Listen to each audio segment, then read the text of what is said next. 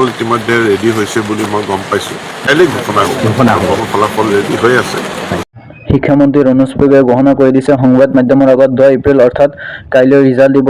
ইয়াৰ result কোনকেইটা ৱেবছাইটত আগতে দিব আৰু ক'ত ক'ত উপলব্ধ থাকিব ৰিজাল্ট। সেইটো আজিৰ ভিডিঅ'টোত জনাম। ভিডিঅ'টো প্ৰথমৰ পৰা চাই থাকিবা। যিহেতু ৰণোজ পেগুৱে ঘোষণা কৰি দিছে কাইলৈ অৰ্থাৎ 10 এপ্ৰিল ৰাতিপুৱা ৰিজাল্ট ঘোষণা কৰিব।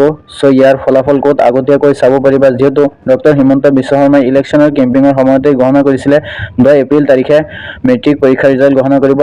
ছাত্ৰ ছাত্ৰীসকলৰ বাবে খুবেই ভাল খবৰ, যিহেতু কাইলৈ ৰিজাল্ট ঘোষণা কৰি দিব। তোমালোকে ৰিজাল্টৰ কাৰণে প্ৰস্তুত থাকিবা আৰু কোনকেইটা ৱেবছাইটত দিয়া আছে সেই ৱেবছাইট কেইটা মই দেখুৱাই আছোঁ। ভিডিঅ'টো শেষলৈকে চাই থাকিবা আৰু মোৰ চেনেলটোত নতুনকৈ আহিলে চেনেলটো ছাবস্ক্ৰাইব কৰি দিবা, কিয়নো এই চেনেলটোত যিকোনো জব তথা ষ্টাডি বিষয়ক ভিডিঅ'বোৰ আগতীয়াকৈ দিয়া হ'ব।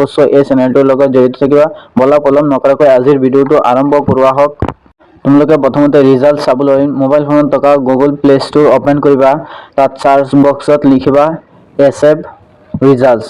চাৰ্চ কৰি দিয়াৰ লগে লগেই এনেকুৱা এটা ইণ্টাৰফেচ খোল খাব, যিটো SF ৰিজাল্টছৰ এপ হয় অফিচিয়েল। এইটোত মোৰ আগতে ডাউনলোড দিয়া আছিলে, সেইখনৰ অ'পেন দেখুৱাইছে। তাত গৈ তোমালোকে অ'পেন কৰি ৰিজাল্ট চাব পাৰিবা। কাইলৈ ৰিজাল্ট ইয়াত কোনেও ৰখাব নোৱাৰে।